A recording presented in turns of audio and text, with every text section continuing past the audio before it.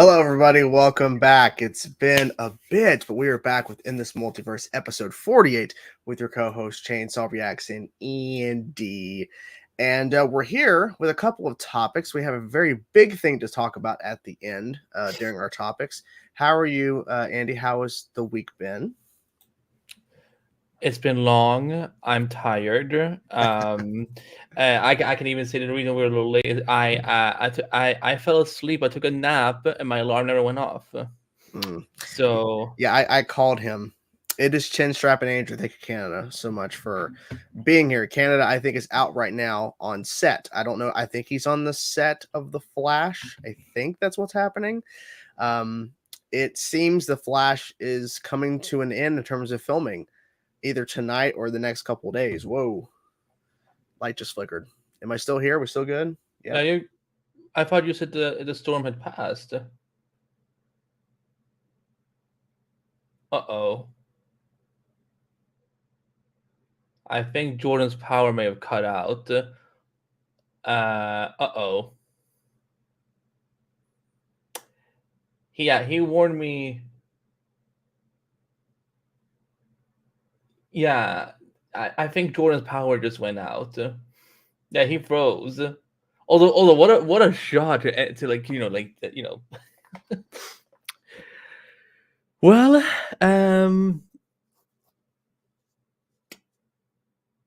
so how's everyone doing tonight? I hope everyone's doing well. Okay, he's waiting for you to come back. What's the endless? Well, there you go, Kiara. It's um it's gonna be, yeah, it's the endless Andyverse. So there you go. Yeah, no, earlier there was I know there was a tornado warning. So he did talk about, he did warn me that maybe something was gonna happen with power, whatever, so on. But hopefully he's okay. He and Shelby are all right. Um, do I do we want to just start? I suddenly don't know what to do. I don't know what to do, Jordan. Um, Andy takeover. Well, the thing was, it was he is coming back, probably coming back any second, or something. I guess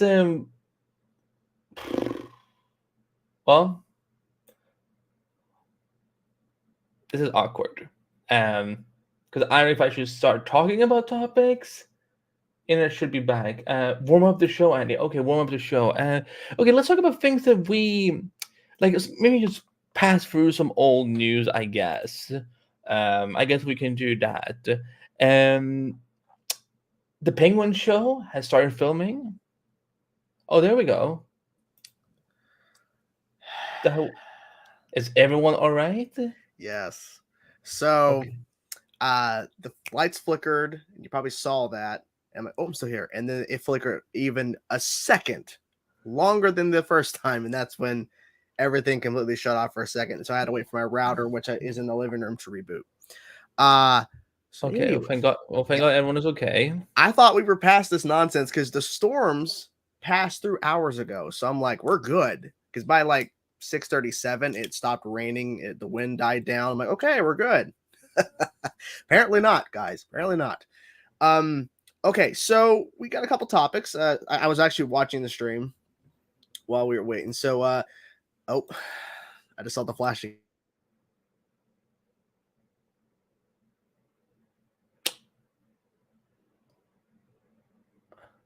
Well, that happened again. Okay, in the meantime, I will just keep going through old, maybe some other news. Let's talk about the fact that um um let's talk about the fact that you know what? Here's what I can do. I will pull up old news. Not even 2 minutes. I know. I know.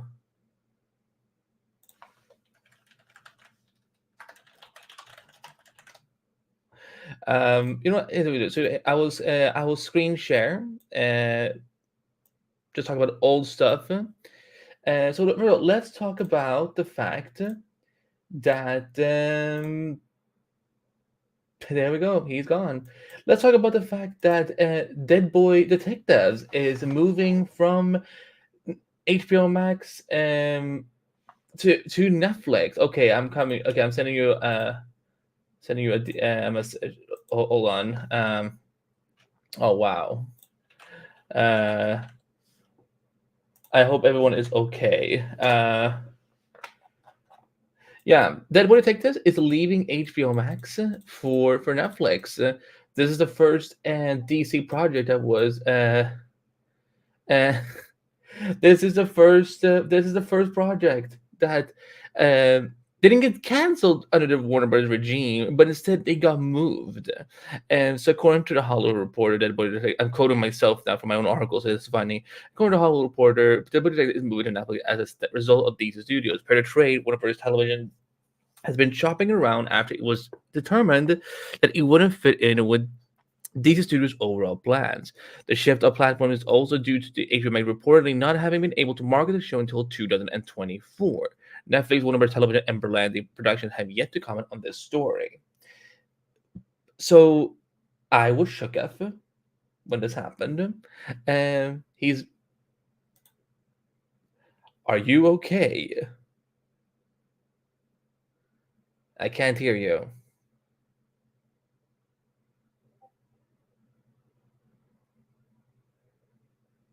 Now I think he's gone again. Can you hear me? I hear you now. What the fuck is going on, dude? Well, what's happening is that Dead Boy Detectives is leaving HBO Max and it's moving to Netflix. Yeah, I heard about that. And I believe it's because it was It basically didn't doesn't fit fit in in. line with DC Studios. Yeah, but it's surprising. Instead of getting canceled, they moved that. Hmm. I mean, well, that's better than. I mean, they already shot it, right? So yeah, that makes They sense. are. Well, CG is in the chat. Mm. So CG, like, wait, is Dead Boy Detectives, is it wrapped? I think it's I would. wrapped. I think it's wrap. Yeah, I'm using my little stand here, so I can actually just relax a little bit. Jesus. It's okay. Well, yeah. So Yeah. that is happening. Yeah. What a quiet return for us here on Endless Multiverse. But before we get to the news, we know there's only one person that can kick us off. So Mr. John Constantine, depending on what you want to say. Why can't I find video clips suddenly? What is? We have so many slides. We need to remove some of Yeah. these. So many. Um, Yeah. but Mr. Constantine, take it away. All right then. On with the show. On with the show, indeed. So first of all, Jordan, tell us what the hell is going on with this. So there's a lot going on with this. So essentially, from what I understand, based off of the thing, so this show was announced soon after the first Dune film came out, and there was a lot of information at the time. But then the news came out that it was in production. They had a showrunner, and they were shooting for quite a bit. Well, one of the directors that was also a part of the creative and a star from the show has left at like basically the same time. And now they have put the show on hiatus for 7 months to rework everything. And they're saying they're not even sure if they're actually going to use any of the footage that was shot by this guy. Because apparently it wasn't going in the direction that HBO Max was intending for it. And I've seen a number of people online talking about this whole story, saying that the whole idea of the sisterhood or what like the characters are going to be focusing on in the show takes place 10,000 years before the events of the Dune movie. So why would it be called Dune? Because it takes place so much further back in time that it just feels like they only use the title Dune, the sisterhood, so that it's clearly known what the IP it's referencing from. And people are saying that it just feels like they're just trying to piggyback off of the Dune franchise that they're now trying to build out with Denis Villeneuve. Of course, Dune Part 2 comes out later this year to finish off the first book, which was like over 700 pages or something. So they were just trying to piggyback. And I feel like this show is going to get canned because if they're saying they're not even going to use any of the footage and they lost a star and they're putting it on 7-month hiatus, I mean, I feel like at that point, how are these actors who are signed on, how can they, like, how much money, or like, would that be a contract thing that they would have to basically keep re-up, like, because like 7-month hiatus of not working, I mean, how is that going to work with their schedules? Because these actors need to work. And if they're on a 7-month hiatus, then I would think you have to let them out of their contract, I would think. Or maybe I'm wrong. Like, do you know anything about that kind of stuff, or No, how I that mean, would work? I think that I mean, for the Dune made a lot of money, from what I understand. It was very successful for Warner Brothers, so like I'm sure they, they will find ways Mm, to maybe not use all the footage, but maybe some of it. Like maybe like they will find, like, they will write around, whatever vision they have, they will find a way to write around and still include some of those things, because I'm still sure that some of these things will still matter for the overall series. So I don't think they could just like get rid of it that easy. Again, I don't know how much they, because I don't follow Dune, but I don't know how much they filmed. I don't know how much, like I don't know how much she paid, how much the show cost to make. But I feel that given Dune's value to Warner Brothers, I'm sure they will redevelop it if need be. I'm hoping that not all the work gets cut. In worst case scenario, tax write-downs, I guess. Tax write-downs, yeah, sure, yeah. I'm gonna attempt to jump back in here on my computer. We'll see what happens. Are you sure? Are you sure? I'm gonna try. I mean, okay. Well, at least don't. So you need to keep moving, because you like when you stood still with your face, I'm like, oh my god, he's gone again. Yeah. But yeah, no, I feel like, again, it would be very stupid to just get rid of the show just like that. If anything, was this going to be on just HBO Max, or was this going to air on HBO, kind of like what The Last of Us does? I think they said just HBO Max, because it was very specific in terms of the report that HBO Max wasn't happy with what was being sent in as dailies. Like, they weren't happy with what was happening. But the thing is, though, is that if it's a creative issue, then they'll address that. But the fact that a star left, and this was before the announcement, I'm guessing, of the 7-month hiatus. Like, they both exited. And it's like, okay. Well, I hope it works out. And but the sequel that they're still filming at, or that's been made. I believe it's been shot. I believe it's done. There's post-production, but yeah. Would I like Dune, do you think? Yes, I think you would like it. Understand that it's slow. And it's only because, like, okay, I wish I had a picture. So I have all 6 books that were written by the original author. And it's based on books. Yes. Oh. So there's 6 books written by I think his name Frank Herbert. Maybe I'm completely wrong. Maybe that's not his name. Let me actually look that up real fast. But I have the original 6 books that he wrote. And Dune, the first book, is the biggest out of the 6 that he wrote, and it's like I was saying, like 700 plus pages. Like, compared to, like, in the picture, it's clearly the biggest. And the second one is like the smallest. It's strange, but Denis Villeneuve, the director, only covered the first half, and the second half is coming out later this year because there's so much story. He didn't want to condense it. He already cut out a couple things in the first half of the book, but he kept a lot of it in there because he didn't want to cut it. Were fans of the books angry that he? Some were, but most understood some of the cuts. But a lot of the character and depth of them are in the movie, so and people are saying it's the most faithful adaptation you could do outside of maybe a TV series that could have covered every single aspect. But literally, the cast, the way he shot it, everything he covered, the visual effects are phenomenal. It's really worth the watch. But the thing is, the second half is going to be really interesting because they have Florence Pugh as the princess of this whole entire galaxy, or this whole entire empire, and Christopher Walken is playing the Emperor. And wait, Christopher Walken, as in the Christopher Walken? Yes. Chainsaw Yes. reacts. Yes. And Austin Butler is playing a very important role in part 2. Oh, And I think there's some other casting news, but literally damn! the Warner cast was, Brothers, they hooked him in early. the cast is already stacked as is. Yes, the Dune franchise. Let's see here. So it was written by Frank Herbert. Yes, he wrote 6 books. His son, with another writer, has written other stuff like prequel stuff and other books as well. But it's a whole gray area if you want to continue with those. But yeah, Well, in so that case, well, if you just said it was if it was based on books, then yeah, they're absolutely gonna make this work because this will like they know this will make them money in the long. And if anything, I wouldn't be surprised if somehow HBO gets involved.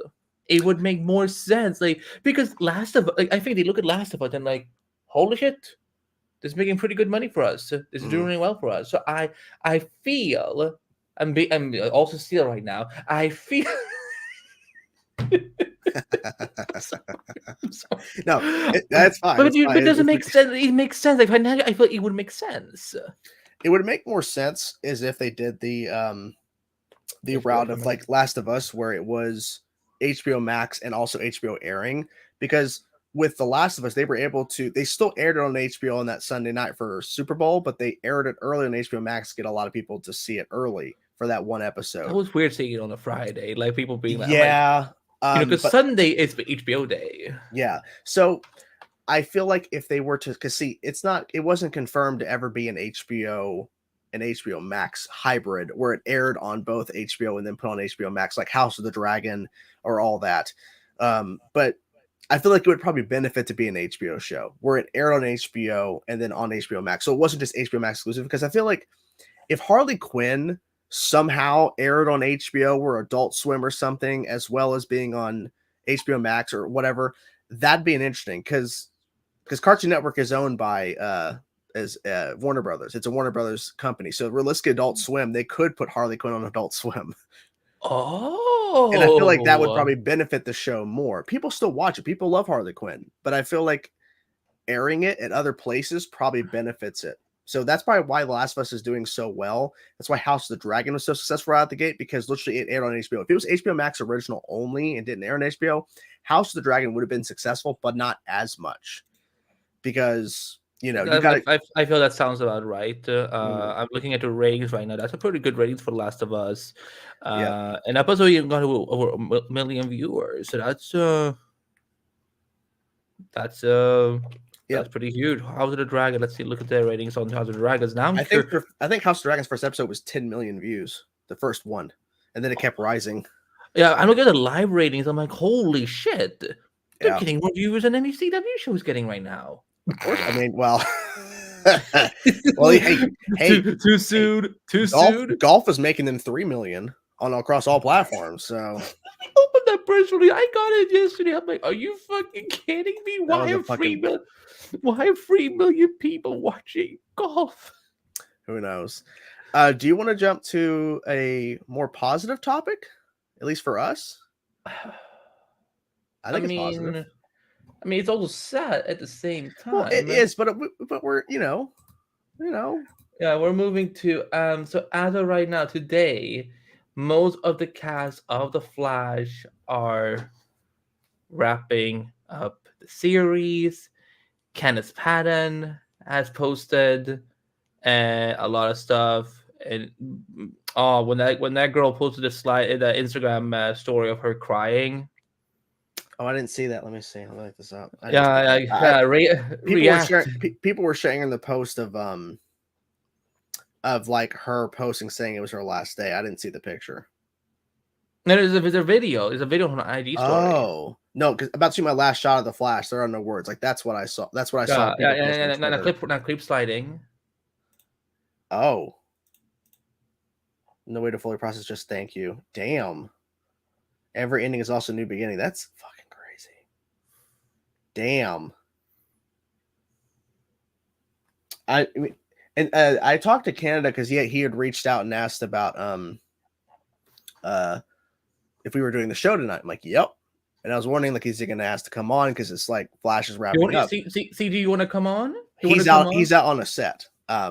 He said I need to know if I need to bring my headphones. So okay. But yeah, he said that there's potentially a couple more potential days for pickups and for stunt work potentially. But he says, it feels like, this weekend it's potentially, it's all done. I'm assuming that maybe there'll be like a post. I mean, like, I don't know what, I guess because like that's all the main cast potentially, but discussing films. So you decided to lie for me now. Okay. Well, that's what he told me earlier. He said I need to know. So Okay. Well, CG, if you want to come on, does Graphs of the Canada want to jump in here? The Graphs of Canada. Yeah. I'll send you a link. Graphs of Canada.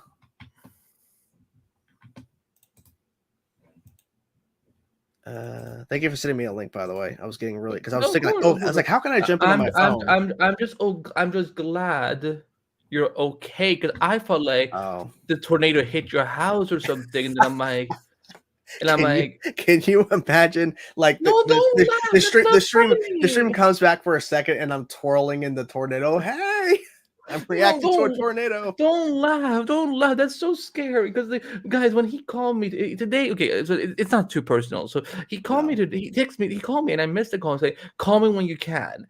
And because he never says that, I'm like, oh no, something has happened. So he calls me, and I call him back. I'm like, hey, what's going on? He's like, hey, so Shelby texted me, and he then explained what's going on. And I'm like, you live in a state where you can get a tornado? You never told me that. Why are you so calm? He's like, oh, we live by the mountains. We live by the mountains. With the mountains never do no thing to tornados. They don't. And I'm sitting there and I'm like, because literally the weather, the weather guy, I almost said his name. Didn't want to say that gives away where I am. But he was saying how, hey, storm's coming in, blah blah blah. But the way he was talking, I'm like, nah, it's not gonna be that bad. And it wasn't, in terms of like, because when Shelby had called me earlier, text me, then she called me around 4:00. She's like, yeah, it's gonna get really bad around 5 to 6. It started raining, it was windy, but it wasn't to the point where like it was raining cats and dogs and it was like destruction and everything. It was just like, okay, because I've been at the house where it's rained a lot worse than it was, and it's rained like that all day at times, and it's like, whatever, that shit the beloved crap out of me, and I'm just like, hey, Julian, man, listen, Julian will be, Julian, don't go anywhere. I know you're working right now, buddy, but hopefully you will stick around long enough that, because you will be relevant to, I mean, you're always relevant, but there's something coming up that is very important for Julian, so stick around. Hope you're doing well, buddy. But Flash ending. Oh my God. I don't have to get emotional. Ladies and gentlemen, joining us live from Burbank Studios in California, from one of our studios, it's the PR manager for one of our Discovery and David Zazzo's executive assistant, Canagraphs. Okay, Mr. Miller, that's good to know. We'll have a spot for you in season 10 for sure. Yeah. Mr. Bro. Yeah, and if you could you maybe talk to Amber Heard and see if she wants to come in to be Iris? Okay, thank you. Okay, we'll get. Oh, sorry. Hi guys, I was just busy in a call. We're trying to get season 10 started, and we're having some problems with contracts. Apparently, we don't have 2 leads anymore, and we're trying to rally. We're excited to announce that we might have Ezra Miller coming in to play the Flash next season. Question: is this based off of the pitch that Eric Wallace put out there about what he would do with season 10, or are we completely reworking that for season 10? I don't even know who Eric Wallace is. Okay, our showrunner is going to be oh God, Andrew Kreisberg. He's had hit shows like Supergirl, Legends of Tomorrow, the Flash. He will be in charge. We are thinking. We're still working on the full cast right now, but we have Ezra locked down. Like I said, we're still trying to get Amber Heard in to be Iris. I'm thinking Hartley Sawyer for possibly Reverse Flash. I was thinking that. Yeah. That makes sense. If we can't get him for Reverse Flash, we will absolutely have him in maybe as Vibe, I was thinking. You know what? These ideas are just coming to me now. Oh, yeah, I got some good ones. I wonder if Alec Baldwin is available. God. I'm thinking him for Joe West. What do you think about him for Joe West? No, Perfect. obviously Justice Smollett should play Joe West. Yes. No, I was thinking maybe he could be Chilblain. Perfect. Do you How have is it going over there, by the way, guys? Why are we? What does happen? do we have a role for OJ Simpson? I'm just curious. Boys, please, can we not? I was thinking. He started. You know what? Andrew there just gave us a great idea. We could bring in characters from other shows since those aren't on right now. How about OJ for Superman? Perfect. Okay. Perfect.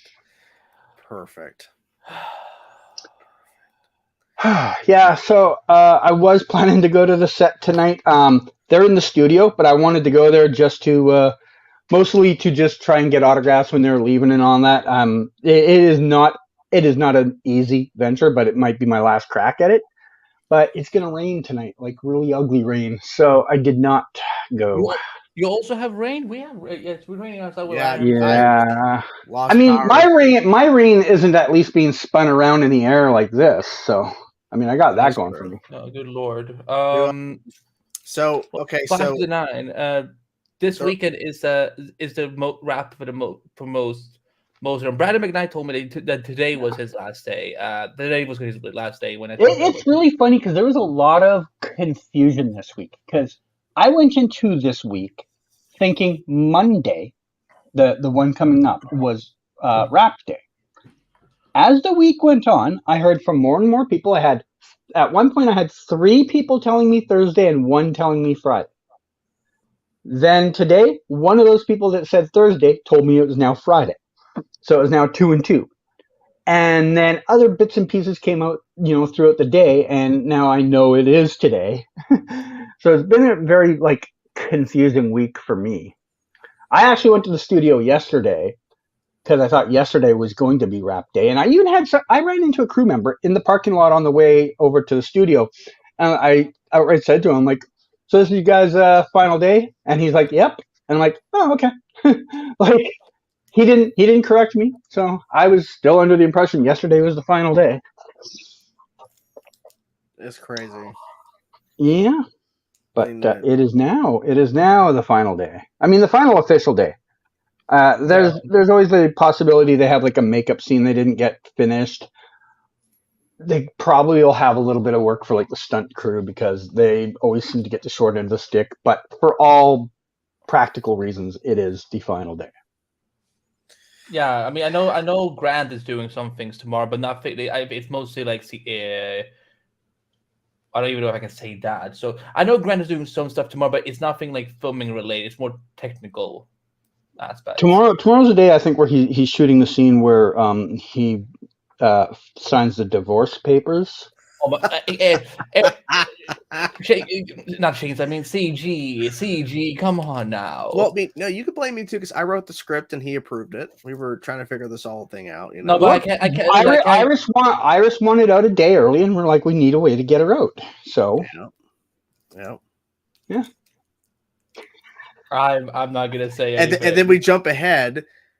Like, because we have the final scene in the show, we jump ahead 10 years, and it's revealed somehow that Barry somehow pulled Felicity out of, wherever she was with Oliver, and now they're together. So, we finally got that all figured out. And then we have we got Stephen Amell to come back, which is great, just for Barry to flip him off when taking Felicity away. And he kind of just goes, "That'll be so hot." Just to see him flip off of Stephen Amell. We love ourselves Stephen Amell. It's all good. I know people saw it on CG's Instagram. He posted a nice little collage today with some of the Arrowverse peeps that he has met. It's I mean, it's not such an end an era for the CW. It's an end of era in Vancouver in a lot of ways. It really is, because we've had. I think I've said this to both of you guys in the past. I know I said it to a couple other people. Like, we've always had something in town that's the next big thing, as far back as like 21 Jump Street. Like, that's the mid 80s, late 80s. We have always had something in this town that was on the verge of becoming the next big thing when the last next big thing was ending.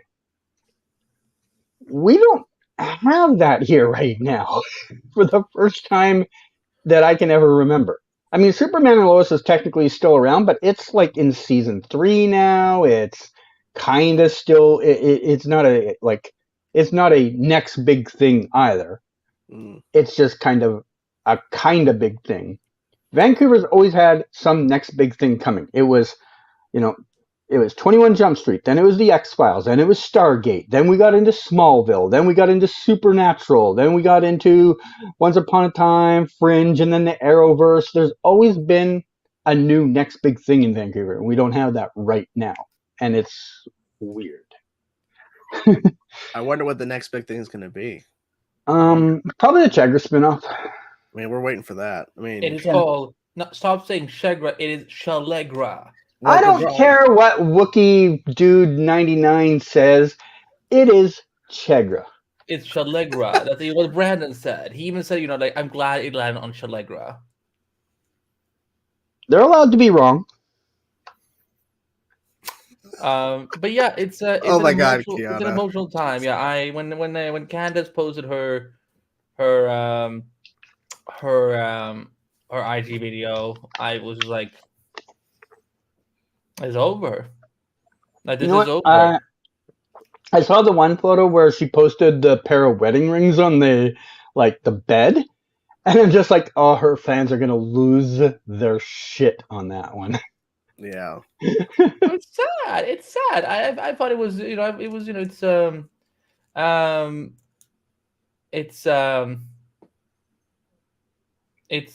disappointing. It's disappointing that the show is over. I'm saying disappointing now, and I know that in a week from now I'm gonna be bawling. I'm going through these 10 stages of grief. Right now where I'm just like, I'm not really upset, but I know I'm later gonna be upset. But it's I'm hoping everyone is having a good final week with the show, and that they're able to film it properly. I mean, I know. So last week we saw Daniel Panabaker. She posted a little very concerning update. She seems to be doing fine now, but she went to the ER. Oh yeah. I saw that the other day. That would have been literally the day after I saw her at set. Damn. That night shoot that I shot, her post would have been about the day after that. So that's kind of a little crazy. Now I wonder if something if she tripped on set or hurt herself on set, or if there was who knows. Because, I mean, I saw her leave when she wrapped that night, and she seemed fine at that time. So, I don't think it was anything that happened on set. I didn't hear anything about that. Missed that. Oh, yeah, Kiana, Baby Jenna spinoff show. Well, I mean, we did see her. They're setting that up, Do you find it interesting that Baby Jenna just happened to show up while Red Death is here? I'm thinking Baby Jenna is Red Death. That makes more sense than anything else. We literally know it's Ryan Wilder. Her name. Well, I mean, she could grow up to be, you never know. Why would she grow up to? Why would she grow up to? You never know. You never know. Time travel's weird, man. Who knows what children do? Yeah. I love the fake out they did as well. There was a fake out? Well, that was a complete fake out. I mean, you jokingly said that too. We'll never see them again. About? Somebody. I'm very lost. Well, I either that tweet was old, or I thought you were tweeting about the person that they left behind. And right. And you're like, goodbye, but spoiler, we'll never see you again. Yeah. It's tragic that they just killed off a character on the show, and they didn't even give a final goodbye or anything. The best character ever. They better at least mourn his death, because he has been a long-standing member of this show since season 6, And it'd be criminal to not have a funeral for him, because they would have a funeral for anybody else that's part of the team. That's true. True. Yeah. Yeah. I've, by the way, theorized it's possible he survived that. What? I think there's a possibility he could have survived it, because here's what I think from what I know. I think he is indestructible when he's wearing the jacket, but he has to have no shirt on for the jacket to work. That makes a lot of sense. I don't mind that. Dude.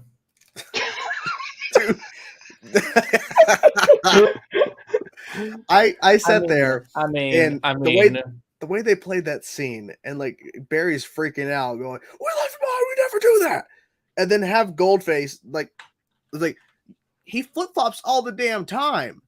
He goes where the wind's blowing. What are you talking about? And it's like, and I kept screaming in the episode. I'm like, Barry, stop trying to give him 4, 5, 6 chances. Stop it, Barry. Leave it alone. It's so annoying.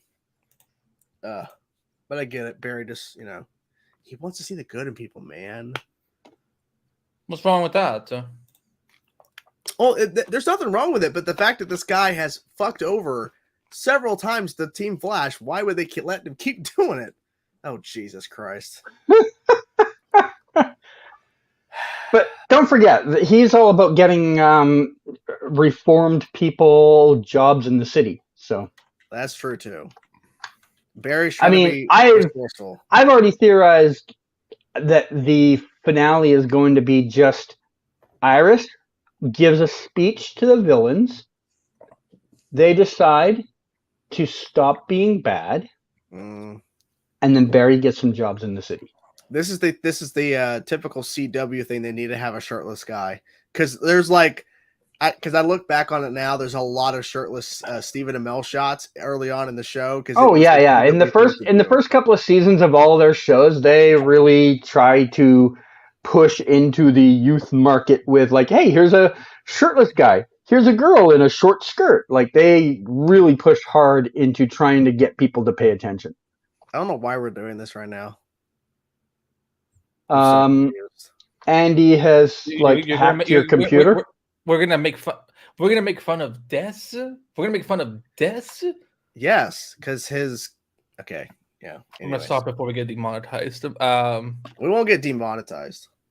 You never know. I don't want to. I don't want to pull a pagey. But Jordan, we have something. It is gonna be fun to hear CG react to it. We have something. You have something you want to essentially interview me about. I'm guessing. Interview you. I wonder what this could be about. Let's see. Interview you. Okay, so. Do you need an image? No, I think I know what you're referring to. Question number 1: what are your thoughts on this beautiful masterpiece? I want. I can't believe Chris Rock fit into that suit. I mean, I'm not surprised. I think I know what you want to talk about. Okay. I think you want to talk about. I love how you're prepping for Flash season 10. By the way, thank you for prepping. Keep prepping away. Andy, I heard about this thing, and I don't know what it exactly is because people are assuming it's one thing and it's not. It's a thing called Of Color Multiverse. Is that what it is? We need to find a new shtick of not just throwing around words, but we're making fun of something. Color of Multiverse. Yeah, Multiverse of Color, everybody. It is officially launched. And this has been a long time coming. A long time coming by this crazy man over here, Andy. How does it feel to finally able to say those 3 words without being hush-hush about it? Because for months we couldn't say those words. That was a big no-no. Yeah, so this had started in, I guess it started around August. When so for people who don't know, this was for the last 8 years I've been running a website called the Marvel Report, which we've covered lots of Marvel products from MCU, the X-Men, the Spider-Man movies and everything and so on. But during the pandemic, the things were just going in very different directions, and last summer I got to a point where I was thinking like, where are we going? Where am I going with the site? And I felt that like it's time.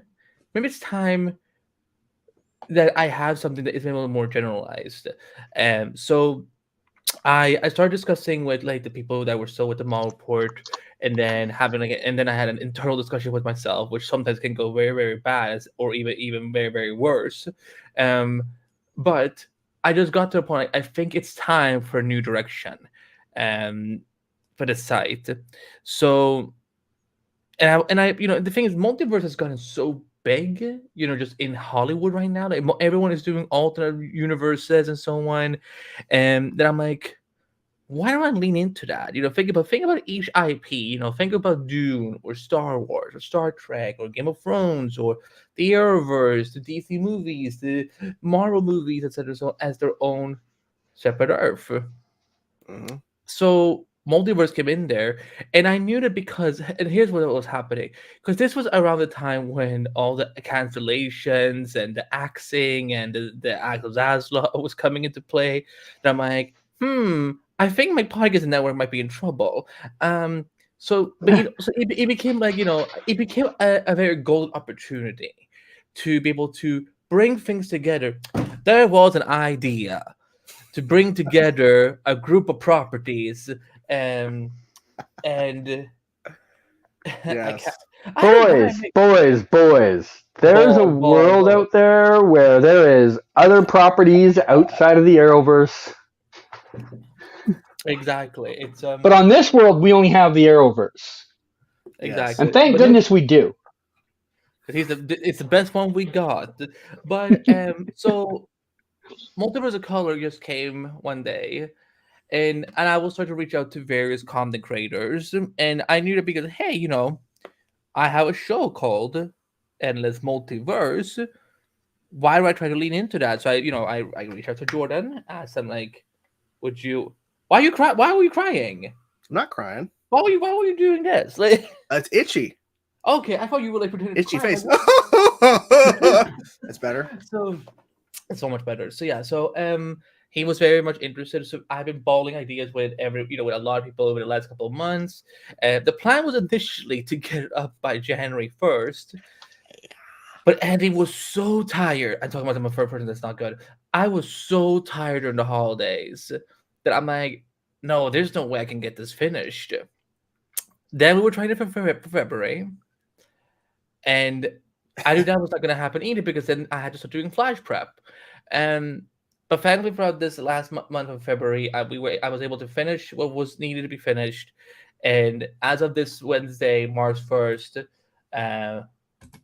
Multiverse of Color is now open for business. And this amazing logo, ladies and gentlemen, let me scroll up to his comment, because I'm gonna put him on the spot. My boy Julian Bell, he made this amazing logo and background, and it was based off of a design, an early sketch that David Jones, who's been my faithful long time graphic designer for DC podcasts. He, for those who listen to the DC podcast shows, he's done pretty much all the logos and like video graphics, whatever, so on. And but yeah, for this one, Julian was the one who created this beautiful look for us, and we're open for business. So, and we have an amazing team of people. And the focus, one of the big focus is elevating marginalized and in minority voices from all sorts of different ethnic backgrounds, members of the LGBT community, and so on. People who are disabled. Like who, I want to give back to the world, because when I started 13 years ago, there wasn't something like this. There was, I didn't have a platform like this to stand on. So now I want to do that for the next generation. Again, because I know I have had 3 people this week ask me, "Are you dying?" because of the way I've been talking about it. Because like first I shake my head and they're like, "Are you sick?" I'm like, "No, I just want to shake my head." they're like, I'm talking about like this next generation of content creators, and they're like, are you dying? I'm like, no, I just want to talk about the fact that there's going to be, after me at some point, there will be other content creators, like who knows, maybe Multiverse of Color is still around. So, and then like, as they saw me, like, like getting so dramatic on social media about like, this is a new direction, whatever, so on, they were like, are you sure you're not dying? I'm like, I promise to God, I am not sick. I'm okay. I just want to shave my head. I just wanted to create something new. I'm not dying. So, yeah. I can't believe Andy is going to be gone soon. It's unfortunate. May 13th on the series finale. Oh, Of the there you go. Oh, okay, that makes sense. No, I don't even think that's a Wednesday. I want to say May 13th because that's when Smallville ended in 2011. Oh, we see a super chat, Victor. We'll pull it up in a minute. Yeah, he had reached out to me about, I think early on. I'm not sure when he came up with the idea to when he reached out to me, but I was thinking about this today because earlier Andy asked me to not mention something that I'm not going to mention. Don't worry, I'm not going to mention what I was gonna think of mentioning, but he said let's not talk about that. But what I will say is this, and not touching on that subject, is when I was asked to be a part of this site, not knowing how much involved I would be, when he just asked if I want to be a part of this, I was honestly honored that he asked me because I'm not a writer in a sense. Like I have a passion for it. I wrote films when I did make movies. Some could argue that they're not great, but I tried my best at writing. I wrote for my own website when I got my own domain. I wrote for Mama's Geeky a couple of months, Tessa, last year. And when he asked me to join Multiverse of Color, I don't even know if we even had a name back then. I think you just said the name existed. Okay, I couldn't remember. It's been a while. It's been months. And so when he asked, I was honored that he asked me because of what he wanted to do with it. And for these last number of months, I've been helping with any suggestions or anything he wanted help with, whether it's logo questions in terms of what kind of design would you think would be good. And we were going over stuff and working on the site together. It really means a lot that I'm a part of this. And his thing there about, letting everybody have a voice, that's exactly what it is. And, I'm just happy I'm a part of this team and everybody is going to be able to have a voice and to talk and, write what they love and critique and all that stuff. And it's going to be great because we're going to have a huge variety of people to cover news and review things and do whatever they want. I think that's the beauty of it, is because not to, say anything negative, but my experience with Mama's Geeky Tessa, it kind of shifted in regards to the writing when I first joined. And I just didn't have the passion to continue. So I personally stepped back after a few months, but I still appreciated the experience because I can look back and go, hey, I did this, and I can reference that as these are things that I wrote over there. But for here, when I was talking to Andy, he made it very clear that if you have something you really want to talk about, just pitch it to me and we're going to get it done. Obviously there's limitations to that, but it feels more free that I can write what I would like, and there's nothing that's holding that back necessarily. Obviously, not everything's just going to pass through, but I'm really happy that I'm here. That's my main thing, because he could have easily not asked me at all. He could have just said, he's going to do this, and we're just going to keep doing this multiverse, but he's going to do this. But he reached out early on, and I was like, okay. And then now we're here. We can actually talk about it. It's crazy. Yeah, that's why we were gone last Friday. We were working on the site for hours. I can't confirm it if we're gonna have any coverage yet from any set photos of Canada graphs. Depends on what. Well, it depends on what's gonna be filming. I mean, I'm sure there will still be things that we're filming that we want to cover. But it was just like, for example, like when we did Marvel Report, there's never a chance we could have got anything up for based on Canada's photos, because I don't think Marvel has ever filmed anything in Canada. Yeah, they did one series here that only lasted one season. What the fuck was the name of it? Hellstorm? I'm actually gonna have to. Yes, Hellstorm. Oh, wow.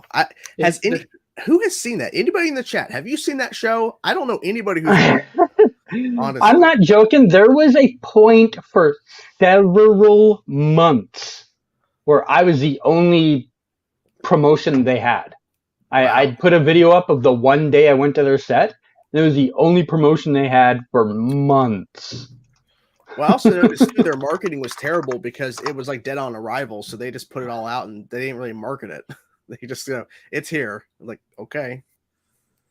But Multiverse of Color will be like we also promote endless multiverse. You might start seeing like like us doing like actual like blog posts for each episode where we like like, hey, click on the play or watch play or something like that. So I thought maybe if we want, we could people have questions about it in the chat, we can talk about it. Yes, Kiara, does color mean diversity? Yeah, it's diversity in terms of like people of color, people of the LGBT community, and so on. People who are disabled, whatever. So yeah, like I'm opening up for Multiverse of Color is for everyone. So I am.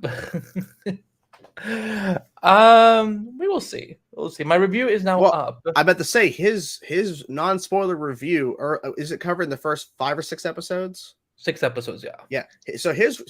And that came out the day that my article about the 2023 Star Wars Celebration predictions, he put that out as well. So go over there, go to multiverseofcolor.com, guys. Check out those articles. And of course, every single thing from the Marvel Report previous, it's all there. So yeah, nothing is getting deleted.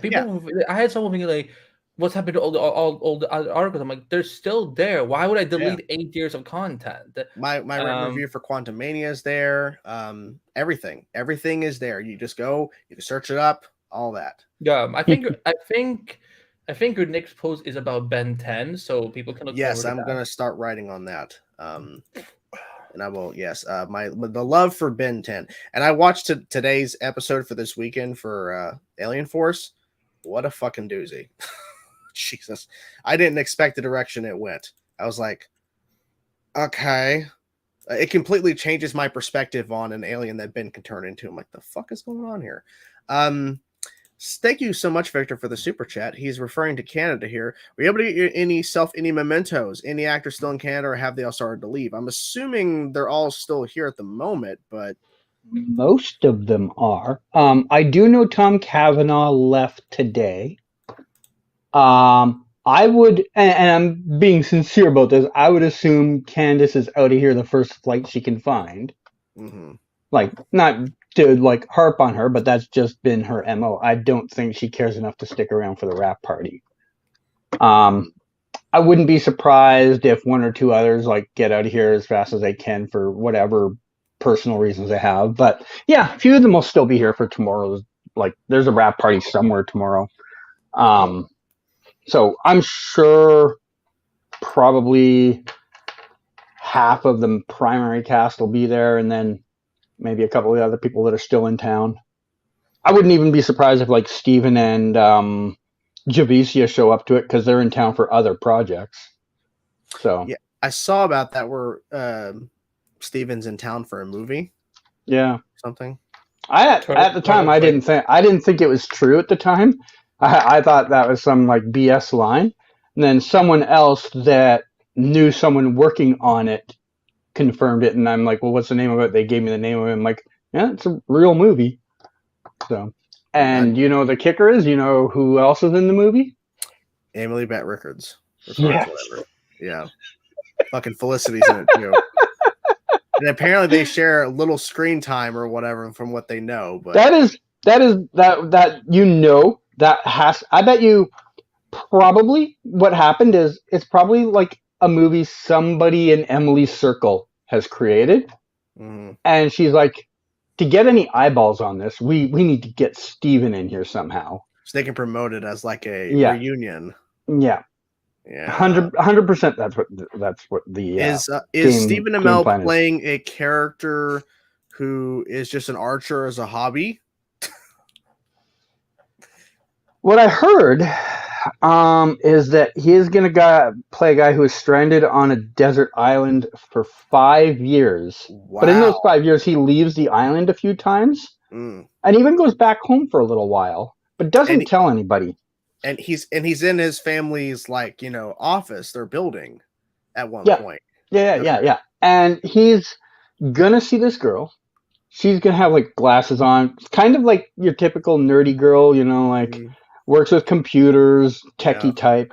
And he's gonna kind of he's gonna have a thing for her, even though there's another girl that he's devoted his life to, allegedly loving. But there's going to be drama there because he's going to have hooked up with her sister at some point in the past. Now, are they going to recast the sister in the middle of the film? Shortly after, like the first scene, she's going to be in it. Then they're going to recast her down the road later in the film, and she's going to come back. Are they going to explain the change, or just like, hey, this is her? This is just her.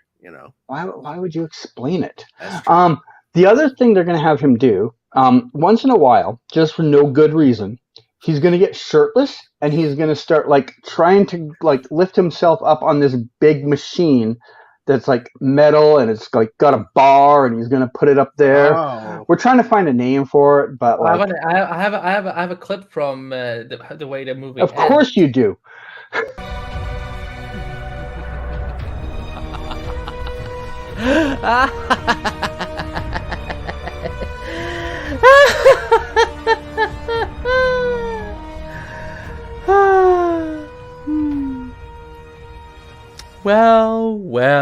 Well. Can you confirm he's wearing that when he dies? And then the pandemic studio is going to be discussing the lawsuit about releasing that spoiler. When we let you on the set, we did not give you permission to post that. Yeah, even though you sent him, you let him watch the scene film, then you sent him the link to watch it again and again, and he took it and removed the watermark and uploaded it. I know. Okay, so suit me up, Uncle Alfred. This is only because they had said, "What about Oracle?" No, that's already taken. It's terrible. It's a terrible idea. Well, I'm actually going to see these here because I really did, because we were going to do something that actually had something to do directly with the Arrowverse that I'm very excited about. So, okay, so just to wrap up, so what's going with Multiverse of Color is DC Podcast will be folded into that, and we're gonna have, it's going to be one giant multimedia platform, so it's going to be the CC media of Multiverse. I mean, I wish I was as rich as Sue Dearborn to be able to. Dearborn. Has she been spotted at all in Vancouver this season? No, she's pregnant right now. Oh, she's been pregnant for months. Oh, if she was here, it would have been in the first couple of episodes when she wasn't pregnant. Let me put her on the stands again, everyone. Everyone, show Julian some love for this amazing logo. CT, what do you think about this amazing logo? He gave you Julian Bell. In my X amount of years that I've known CG, he has never applauded for anyone. So this is a huge deal. Julia, I've applauded many things. Many things. Not in front of me. So clear, I'm not worried. Well, to be fair, that's because you, right? Oh my God. What the fuck is that supposed to be? What is that? I mean, you keep spoiling movies. You go around defending Iris. You have been attacking me everywhere, baselessly. Yep. I'm being a victim of this bullying. I feel so attacked right now. But yeah, Multiverse of Color will be the new home of DC podcast, and there's going to be, some of the content creators are coming in. We're going to be elevating a lot of their shows, their Twitch channels, their YouTube channels. So there's going to be a lot of stuff. But so moving to our final topic. So because there were not really a lot of news this week, but so we decided we saw this on Twitter, and I asked him if it was okay. So a new buddy that I got to know this week on Twitter, his name is Neb, Neb's Good Takes. He did a huge thread that kind of exploded about the Arrowverse. I vaguely saw this, but I didn't have time. I saw it, had it bookmarked on my page for a while, and then kind of just. I do this all the time. As I'll put like tabs up, be like, "Oh, I'll get to that later," and then I end up deleting half of them because I'm like, I don't have time for this. But yeah, I had that up at one time too, and then I didn't read it.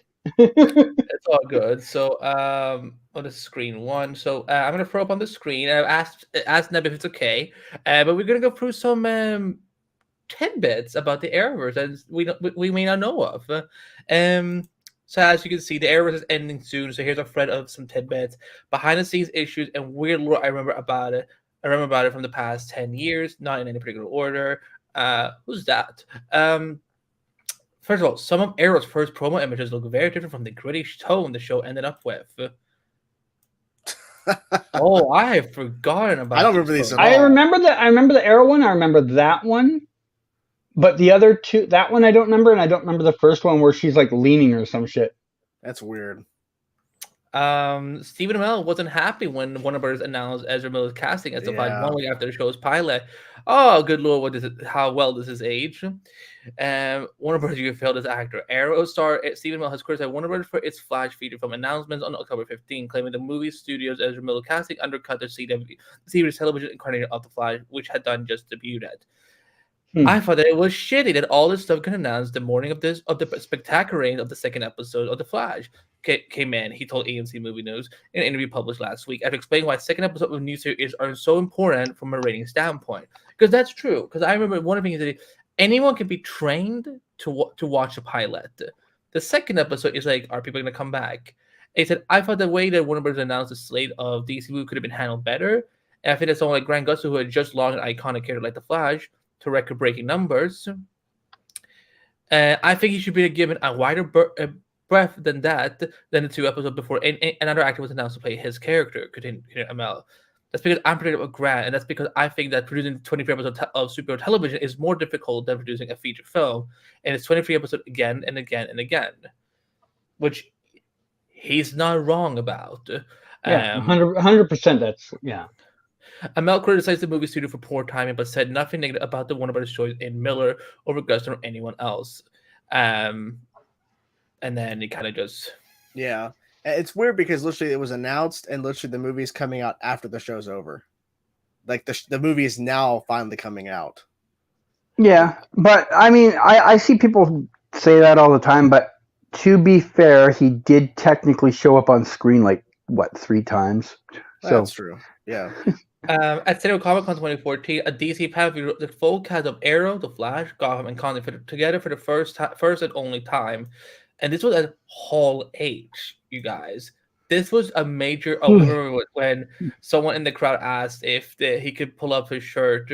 And I'll be honest with you, that moment, I think that's like an awkward moment. I don't think he wanted to do it.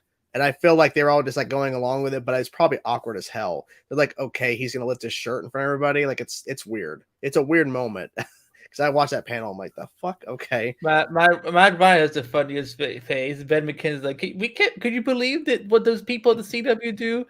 Look at baby Grant Gustin, who is not even aged. He is not aged at all. Like he still looks pretty much the same.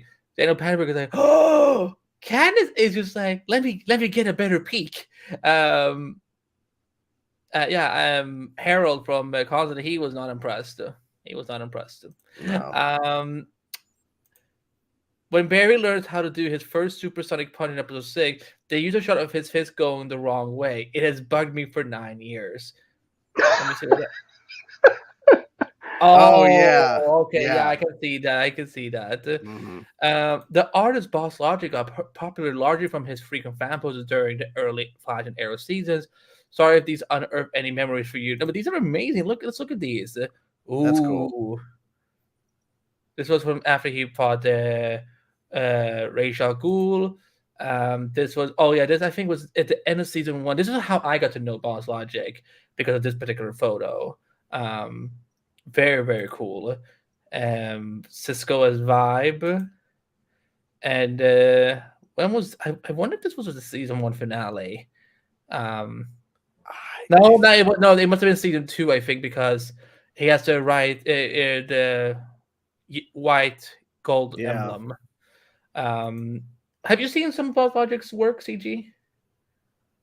I think I have at some point, but I couldn't tell you 100% if I have. I mean, I've been around this stuff for 10 years. I am sure it's come across my timeline at some point. So Arrow season 2 featured a deleted scene with Harley Quinn, voiced by Tara Strong, where she gives Diggle a racist nickname and is left in an Argus prison cell. Warner Bros. Stepped in to stop them from using Suicide Squad characters altogether. Yeah, this was ahead of the movie. Yeah, I wrote an article about this because I looked further into it, and apparently they had planned on having Harley appear in an episode, but then that was shut down. But they tried their hardest to get Harley somehow in this universe. Did you ever see this girl, CG? No, I actually followed her on Twitter for a little while, and then she got rid of her Twitter account, but I don't think she's ever done anything else. What was she was just a stand-in because they had Tara Strong voice her. Yeah, because her IMDb didn't have like anything on it before that, and I don't even remember her name now. But yeah, she seems to have just like dipped out of social media. Killer Frost initially showed up as an Easter egg during the 5 season 1 finale, and these are the only existing images of her specific look from that episode, to my knowledge. So this is when Barry is in the Speed Force. This I think this was shared afterwards. Now this image I've never seen where there's that's from. So I've seen the other image, the second one, the one that was shared afterwards. I've never seen that though. That's interesting. Flipagram, was that before Instagram, or was that morphed into Instagram? I don't even know.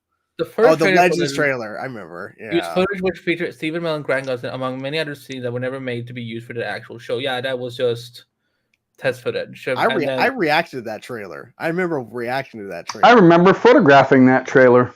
Yeah, that scene on the rooftop that they just had there.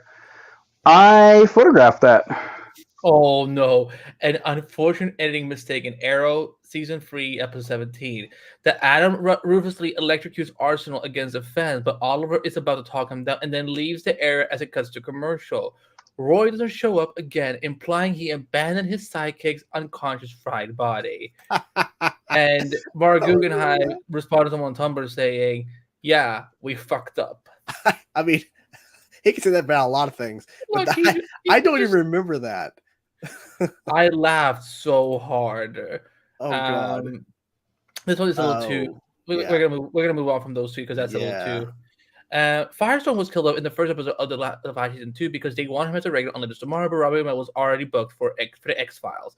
A new version of Vixen was created for similar reasons as Magellan was too busy. Yeah, that was a whole thing. But I'm happy they found a way to have a version of Vixen to pop up. Brandon Routh was originally cast as Ted Cord Blue Beetle in Arrow season 3, but was changed to Ray Palmer to Adam as Warner Bros. Had other plans for the character and forbid it. Is that okay?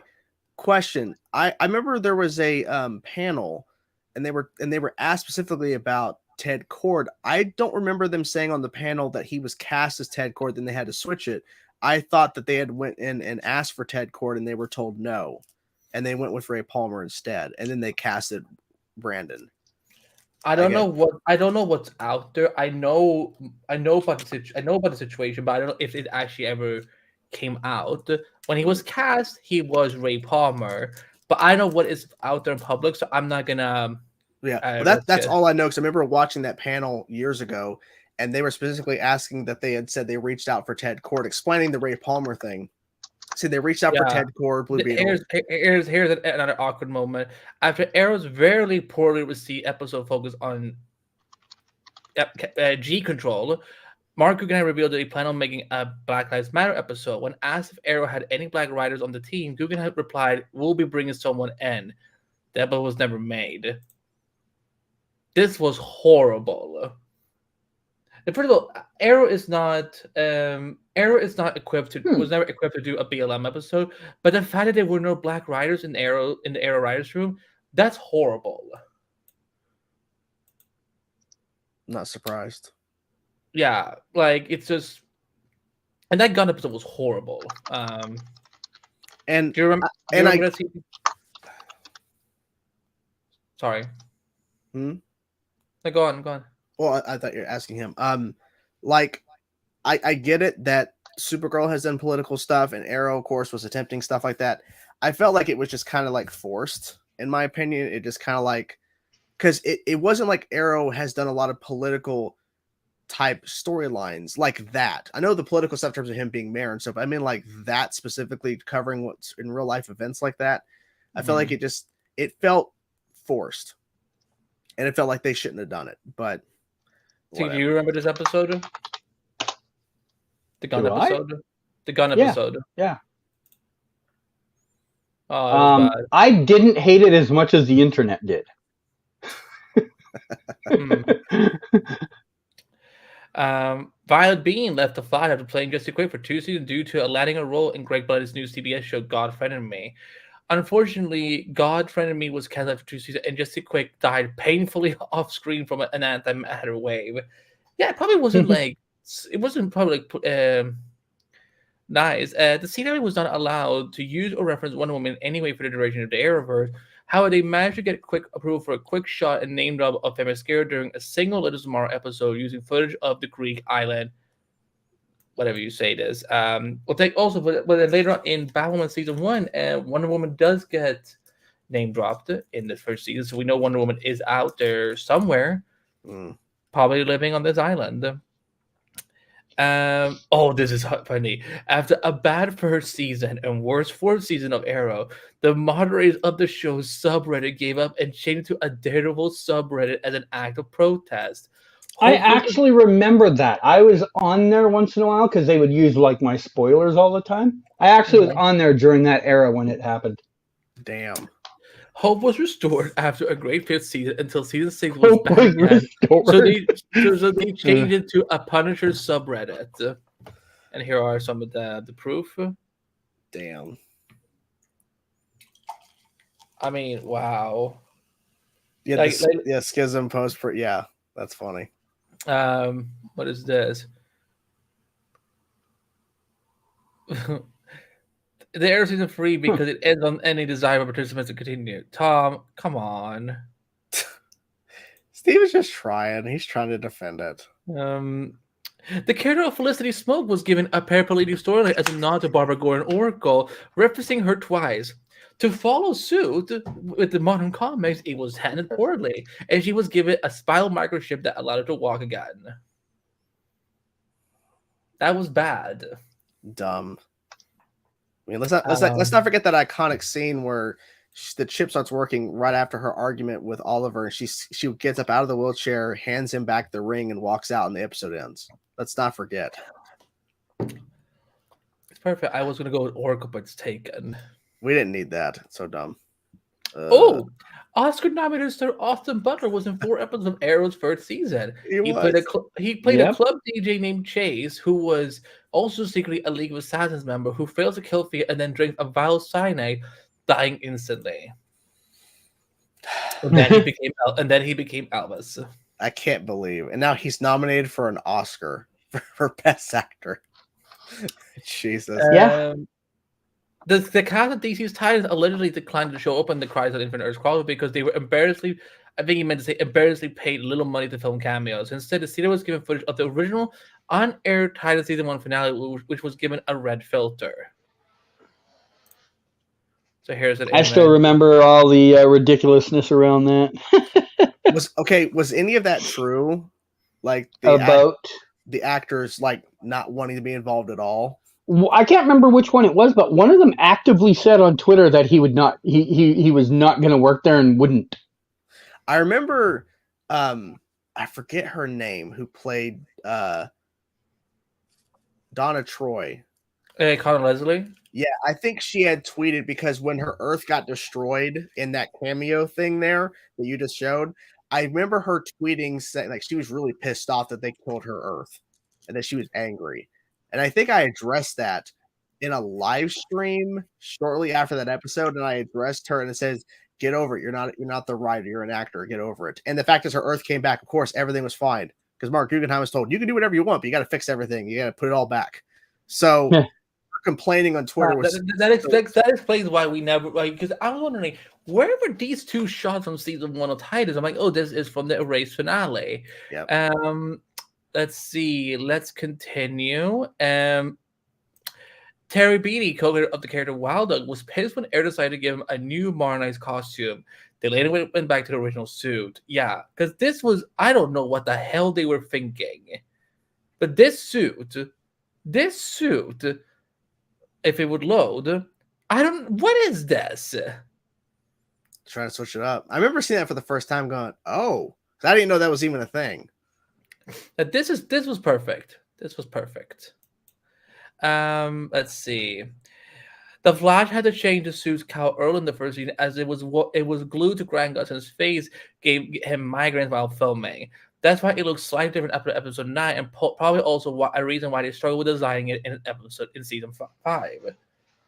Well, that doesn't look comfortable at all. That explains a lot because I remember that I have no shots in the first year that I can recall now where he's not wearing the cowl when he's on set. Makes sense because if you can't take it off until you're back there. That sucks. Wow.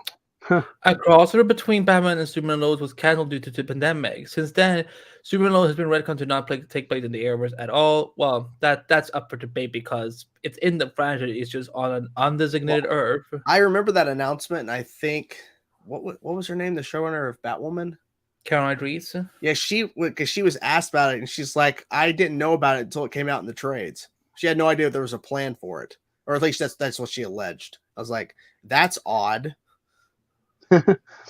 Despite adapting all the classic Rogue members, with some of them even being adapted twice, the full team of Flash villains was never properly for the 9 seasons. That is true. Yeah. Okay, this one is funny. The Atom used his suit to grow gigantic for the first in Legends of Tomorrow, episode 13, which aired on April 28, 2016. This was for some reason timed to be a week before Ant-Man did the same thing in Captain America Civil War, which released on May 6, 2016. Oh, that's kind of fun. I didn't even put that together because I remember watching that episode of Legends, going, "Wow, this is crazy." In the Tomorrow episode, Tomorrow season 3, episode 15, Bodhi Samugi plays a younger version of Barrot, who is a character based on Amon Thomas / Osiris from the comics. In Black Adam, the same actor plays yet another adaptation of Amon Thomas, probably because his dad plays Captain Sig. No, I think it's really? So the character from Legends of Tomorrow is in Black Adam? I didn't know that. But it's not the exact same character, Barrot is slightly based on Amon, but it's not because his dad plays Captain Sig, it's because he's a talented actor. I'm pretty sure that is CG's photo that this website used. It hasn't cut. Oh, that one. No, there was lots of paps there that day. It's probably one of theirs. The Mirror wouldn't buy my photos. The pilot episode of The Flash and Supergirl both leaked online months in advance. It is assumed that because the leak generated a lot of hype in The Flash, CBS and Warner Brothers quote-unquote leaked the Supergirl pilot on purpose in hopes that it would have the same effect, which it did. The ratings were... Supergirl's ratings were really high, that pilot. Yeah. It's the highest rated Arrowverse pilot of any of them. So technically, no, because that wasn't part of the Arrowverse yet. Right, but in retrospective, if we look at any of those DC shows, it also wasn't on CW, so I was gonna say it was on CBS. Flawed. Yeah, it was on CBS. That was a major difference. Oh Lord, this I remember this. Dharma Purcell announced his exit as TV from Legends Tomorrow through drunk edited Instagram post saying something about the character being emasculated over time and being screwed over by Warner Brothers. Honestly, it's still very confusing and unclear. Yeah, he kept deleting and changing that post for fucking time. I still have the screenshot where you can look at the trajectory of each edited post, and I'm like, man, what are you doing? Yeah, it was weird. I don't know how else to describe that. Let's see. Steven Amell is a massive professional wrestling fan and attended an episode of WWE Raw where he got in a scripted altercation with wrestler Cody Rhodes, aka Stardust. Cody Rhodes later joined Arrow as the character Derek Sampson, a Stardust drug dealer. Mm-hmm. Did you ever meet him, CG? Cody? Yeah. No. No. Okay. Or at least if I did, I don't recall meeting him. Accelerator Man first appeared in the first season of The Flash, a mysterious beast with purple lightning played by Sean Pogue. He had another short cameo in season 4 and then never appeared ever again. Yeah, I mean, why would he? I mean, for several unfortunate and private decisions, 8 named characters are listed as having held the mantle of Black Canary throughout the Arrowverse.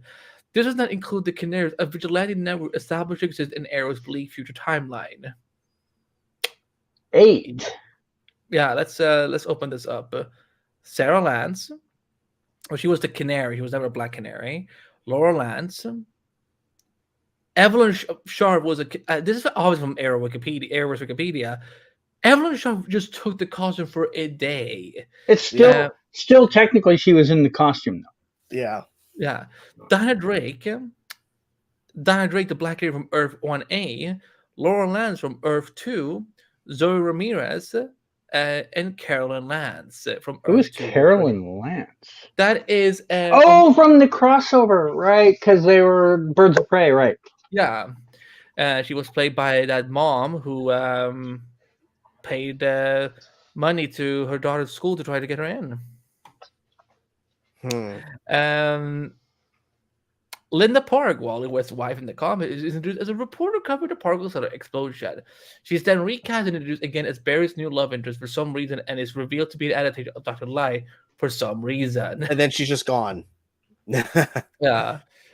Magenta, Wally West's girlfriend in the comic, appears in one episode of the Flash season 3. She does not interact with Wally a single time, despite them both being in the same episode for some reason. Kimoyo Hoshi, aka Dr. Light, is a Justice League member in the comics, having been introduced during the Crisis on Infinite Earth storyline to stop the Anti-Monitor. So, of course, she's introduced in the Flash season 6 right after Crisis as an assassin with a light gun. Some of these tweets are actually really, really funny.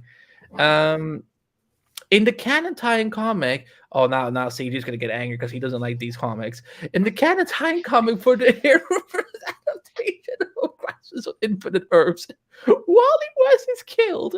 Felicity meets the Phantom Stranger and asks him to take her to Oa from Green Lantern 2001, where she seemingly argues with the Guardians of the Universe. That is terrible. What? This literally happened. It's canon, right? Yeah, it's canon. It's canon, but they just never mention it.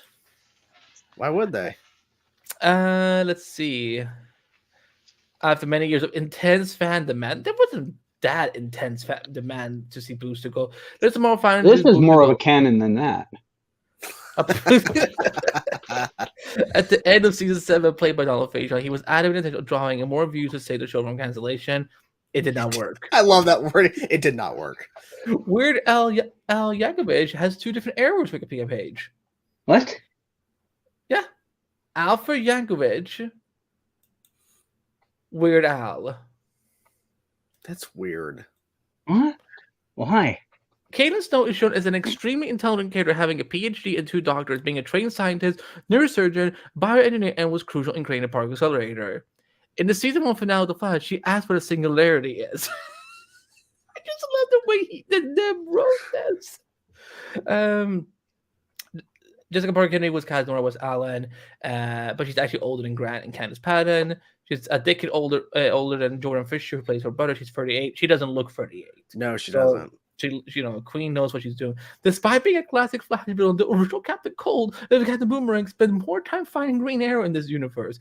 His last appearance was in the Arrow season 5 finale, where he cornered Malcolm Merlin, who had stepped on the landmine. They both exploded. Let's see. Arrow season 7 adapted the Silencer as an antagonist played by Miranda Edwards. This happened only 7 months after her appearance in the comics, which I'm pretty sure is a record. Yeah, that's pretty quick. The Arrowverse is now such an absurd time commitment to get into from scratch that you literally just had to be there. 730 episodes has aired so far of the Arrowverse. Jesus. Batwoman's costume was changed in season 1 because of Ruby's neck injury that she sustained on set, which required emergency surgery. She was forced to return to set 10 days later and later left the show entirely, citing a toxic work environment. We could get the whole debate about that, anyways. This is actually not entirely correct. Former Batwoman showrunner Caroline Dries is now working on her passion project Gotham Knight. She's apparently a big fan of Stephanie Brown, Julia Dent, as they both show for one of appearances in Batwoman and are now main characters in Gotham Knights. Well, I know Caroline Dries is writing an episode of Gotham Knights, but she's not working on the show. I remember.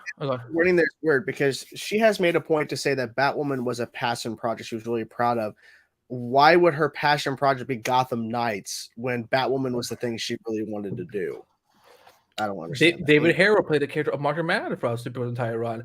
However, he also played Cyborg Superman, which he wasn't a fan of. I remember that. He was angry about this.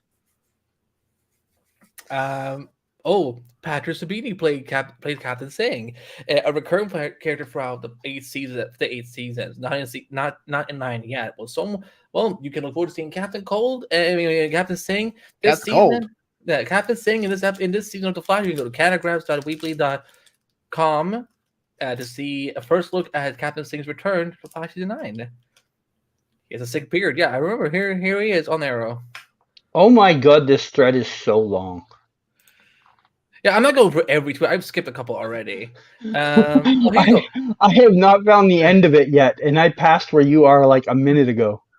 Helena Bernelli was introduced in Arrow season 1, played by Jessica Gao. Last appearing in season 2, she was planned to return in season 3 and 4 and 8, but was unable to ever do because of various story and scheduling conflicts. Let's see what else has.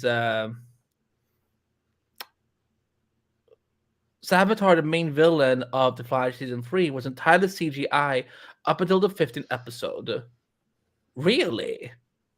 I mean, yeah, you could tell the difference too. Whenever it's the CG version versus the suit. Oh, yeah, it's Savvy's. That first shot is a CG shot, though. Voice actors who have voiced characters in The Flash. No, I'm not joking. Marina Baccarin as Gideon, David Sobolova as Gorilla Grodd, Tony Todd as Zoom, David Hayter as King Shark, Tobin Bell as Savitar, Keith David as Sotovar, Phil Lamar as Ragdoll, and B.D. Wong as Godspeed. That's kind of epic. Of course, we had Phil Lamar playing Malefic, the brother of Martian Manhunter, and Carl Lumbly, who was Martian Manhunter in the animated series, playing his father. See, this one should be interesting to you. As an assassin in Arrow season 1 named Mr. Blank was originally supposed to be Onomatopoeia, a Green Arrow villain created by Kevin Smith. However, redacted name thought he wouldn't translate well on screen. He will now appear in the first season of Superman and Lois? ? So I have heard. Anything you want to add about that?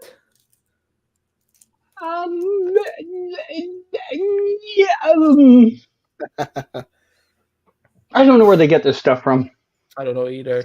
A series of Arrowverse novels written by Barry Liga and Joe Whitmore follow a different. I thought you were going to say Barry Allen. No, I thought I was going to say it too. Where Barry never caused Flashpoint, dubbed the Barryverse. What? Yeah, I have those. I have these books. I have them. This version of Barry never has to fight Savitar and only learns about him through investigating the show's timeline. Yeah, so I can actually talk about this because I've read this trilogy, this Crossover Crisis. I've read all 3 books. I have them, and I have the Supergirl trilogy as well. I have not read those, but I read the Crossover Crisis. So this timeline of this is a timeline of where Barry, and I don't know about the Supergirl novels and the other Flash trilogy they also did within these books, but this timeline is where Barry did not go back at the end of season 2 and create Flashpoint. This is if he didn't create Flashpoint at all. So they did a bunch of craziness in this trilogy, Yeah, this is the crossover trilogy, and I won't say all the characters who appear, but there are some characters who appear that never appeared in the Arrowverse because they don't have the rights, but they were able to use some characters in here. And you can see a continuity error. Are these graphic novels or are these like No, just like books, novels with text? Books. Oh, no pictures? Then I'm not No. interested. Yeah. So a continuity thing. Go back to that last picture. There's a continuity thing on that image. Superman's crest is just like Supergirl's. There's no yellow in it, like it's supposed to. Controversial, cancelled. Yes. 4 Arrowverse crossover promos were made titled Superhero Fight Club, Guitar Hero Challenge, Superhero Fight Club 2.0, and Suit Up. Guitar Hero Challenge. What? Yeah. I've never seen that. This one is so fun. I've never seen that. This one was fun. This one was a lot of fun. After years of build-up, the Arrow was finally able to establish their own Justice League roster at the end of Crisis on Infinite Earth. The roster lasted a mere 4 months until Ruby Rose left Batwoman, with several shows ending or being canceled afterwards as well. Remember when they edited? Remember this shot and they took her out? Also, didn't it also get affected because we had a pandemic that also affected potential? No, but I'm talking about this just this shot. I understand. I'm referring to what you just read. That's what I'm referring to. Yeah, I'm laughing. I'm laughing at the All notion that they really went back and edited out Ruby Rose from this shot and just put Mark Mindhunter here instead. That was so funny. In the first episode of The Flash Season 2, Barry and his team face off against an evil version of Atom Smasher. He's defeated when Team Flash traps him in a chamber and floods with extreme amounts of radiation, brutally murdering him. This is never brought up again. Well, he did try to kill the Flash. So, Arrow Season 5 introduced Ragman, a powerful character from the DC comic who joins Oliver's new team of vigilantes. The writers quickly realized he was actually too powerful, so they had to use his suit to absorb a nuke and wrote him out 12 episodes in. That's on them. Laura Vandervoort from Smallville, who played Supergirl, was on Supergirl as Indigo. Martian Manhunter rips her in half. Jesus. Blake Neely is currently credited for compiling 546 Arrowverse episodes on the top of other CW such as Riverdale and All American. I hope he's all right. I don't understand. Wait, I don't understand what. Okay. Arrowverse skins have made into several video games: DC Universe Online, Injustice: God Among Us, the mobile version, Injustice 2 mobile, and Fortnite. Lego Batman Free Beyond Gotham and Lego DC Supervillains both have Arrowverse DLC pack with several actors reprising their roles in the games. Oh, look at Hunter. She's so cute. She's so cute. Is this supposed to be Diggle? Yes. I think. What is this? Oh my god. Black Lightning. Oh, that's cool. Supergirl. Black Lightning Season 3's mid-season finale serves as a tie-in to the Crisis of Infinite crossover event taking place before Part 3. It has Red Skies, China and McClane playing free versions of herself at the same time and ends with the remaining cast being erased. Yeah, that was huge. And the episode was called Earth Crisis, which was pretty crazy. In the finale of Tomorrow Season 2, you can see the Watchtower from Smallville on the left. I wonder if there's a cult leader in this tower. Let's see. Oh, right. Sorry I just found out about this. During his 2015 presidential campaign, Jeb Bush was asked about his favorite superhero. I saw the Supergirls on TV. I saw it when I was working out this morning. There was an ad promoting Supergirl. She looked pretty hot. What? Oh my god! I'm surprised he's not president. The Flash costume smells like shit. Apparently, Grant Gustin says the Flash costume smells bad. They do their best to clean them, but they stink. I, on a regular basis, go and like kick it and take pictures with fans that are waiting on set. I'm like, I'm sorry. Is that true? Have you smelt it, Canada? Yeah. When it's wet out, I could see that maybe being the case, but I don't think just in general. By the way, did you guys hear that they've come out with the finale date? For what? For the Flash finale? The Flash. No. What's the source? TV line.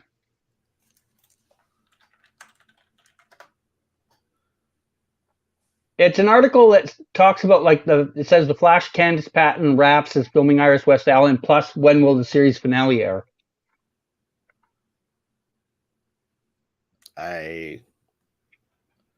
Oh, thank God. What? Because now this is good for the Flash podcast because it means that because Breeze was she thought that it was gonna be on, I think, the week of the 11th of May, and she was gonna be out of town. But she's gonna actually be back by then, so we won't have to. We won't have. When is it? Wednesday, May 24th. May 24th. So there's gonna be a break at some point. Yeah, yeah. There's gonna be a break after episode 6. There's a break. Yeah, there's 1 week. There's 1 week off after episode 6, and then obviously they'll have like one more week somewhere else. Yeah. Okay, so we have episode 5. Wait. Let's wait until after we finish this thread, and then we can talk about that. Are we really going to finish this whole thing? Really? That is a long thread, man. You were going to be here till 2 a.m. trying to finish it. We're almost done. No, you aren't. I've looked at it. Okay, let me see what he has posted since then. That one actually had some really good fight scenes by Arrowverse standards. This counts as true because most of you are annoying and decided it was bad without watching it, so nobody knows this. You know what? He's not wrong. He's not wrong. In the draft pilot script for the Flash, Harley Rathaway Piper was still a Starlight's team member and actually made Barry sued. But this was changed and his overall role was inherited by Cisco Ramon Vibe. And the man has also auditioned for the role of Barry Allen. Ooh. Interesting. Now, who remembers this? In the Arrowverse, Brother Eye is adapted as a cyber terrorist group led by Felicity Smoke's ex-boyfriend. She also made the virus. She made a virus and she nuked a town? And she never had to address that. Never had to go to court. In the final season of Arrow, Oliver Queen dies 8 episodes in, leaving the series largely without its main character, except for the final scene where Felicity willingly goes to an afterlife where Oliver has been waiting. The last shot implies they're alone for eternity. So romantic. What? This CG? Is this true? In the time between Arrow season 5 and 6, a group of Oliver and Felicity shippers created a GoFundMe page. Oh yeah, yep. That's true. Project. Yep, that's true. Yep. I remember that very vividly. I remember talking about that on a live stream. Well, they used to try and throw that in my face all the time, like, "Oh, we did this thing for charity," and I'm like, "Okay, anybody can buy a bench." Where is that? Where is that? It's in Stanley Park. I remember I still to this day don't know the exact location because I don't care enough. Oh my god, I could probably 5K that. My grandfather bought a bench at a fairgrounds each year in his local town for his body shop that he used to own. Hold on, I'm gonna pause that on here and I'm gonna look for that. I can find that probably in like a minute.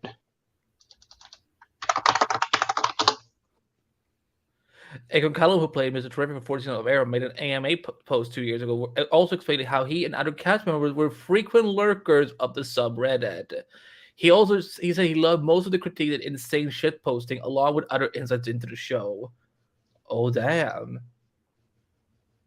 Leonard Samar was planning an anthology series with a rotating cast every season. However, the reception of season 1 had them scrap this idea.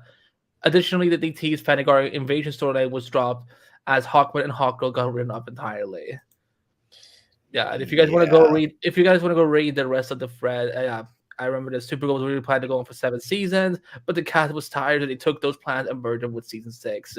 The producers generally pitched a 7th season without Supergirl in it. And we talked about that on the show. Yeah. I remember we talked about that as a story.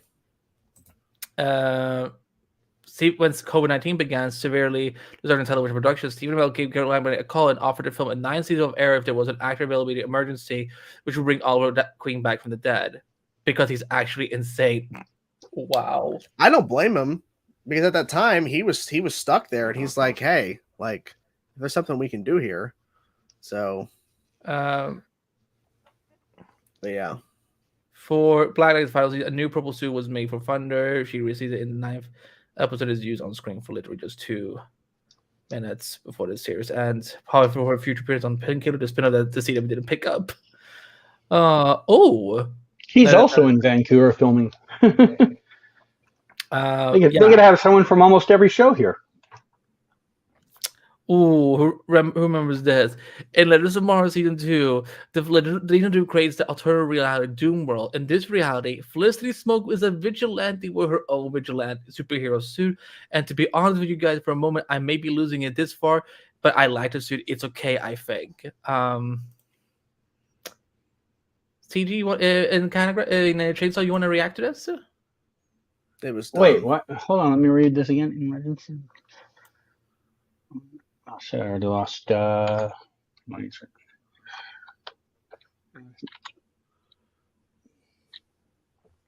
It's dumb. What? Oh god. Oh god. Is that her stunt double? Yeah. Has to Yeah. be. Yeah. What, you thought she jumped off the roof herself? I don't remember what happened. I don't remember what happened. in that episode. So Sarah and Vixen were chasing Felicity up to a warehouse. So Felicity then jumps off the roof or something, and she breaks one of her ankles. I don't remember any of this. In the recent release, supposedly canon comic. See, supposedly canon. This is for you, CG. Earth Prime comic. The future Arrowverse Justice League roster includes both Adams, Batwoman, Beyond, Still Ryan, Batwing, and Jack Shannon as the new Captain Cole, among others. Oliver also returns at the end, whatever that means.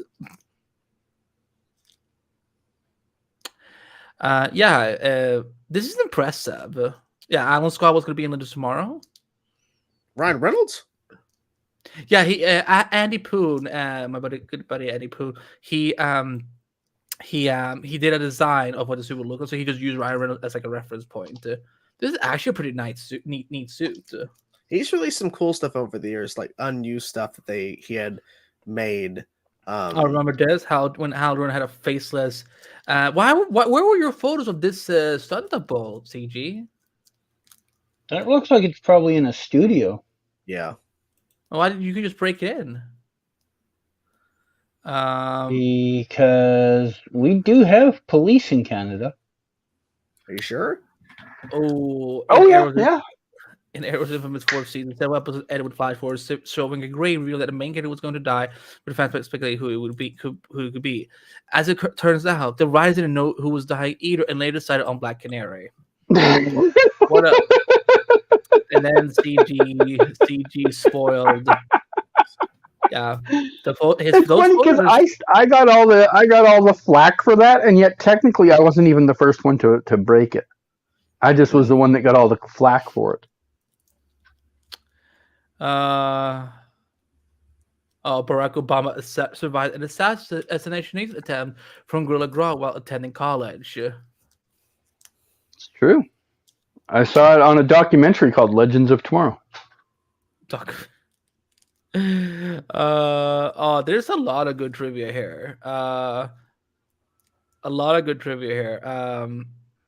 Arrowverse Batman killed the Joker and left Gotham in 2015, but never returned, with Batman investigating his disappearance.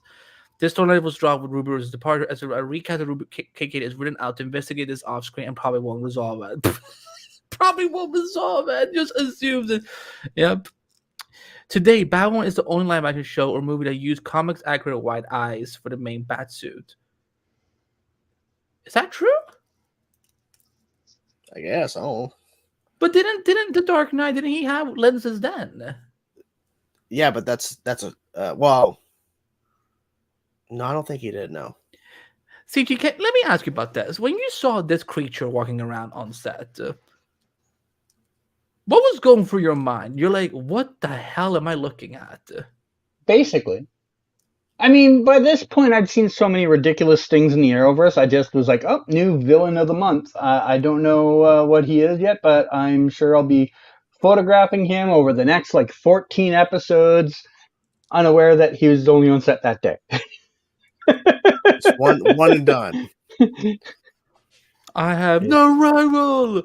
I got a lot of buzz on that set. Because that was also the first time we saw Wally on set in costume too. See, Jordan, can I play this with audio? Sure. Okay, hold on. I can't hear anything. Oh, never mind. Then it's. Oh, then he was. Yeah, that was cute. Okay, then never mind. Stop it, Jesus. Yeah, there's. Oh, wait a minute. In Arrow Season 1, Warren Christie plays Oliver's childhood friend who becomes a neurosurgeon. In Batwoman, Warren Christie plays Hush, the Batmobile who was Bruce's childhood friend. Yeah, and then people one brought that up when he got cast. Yeah. Crisis happened.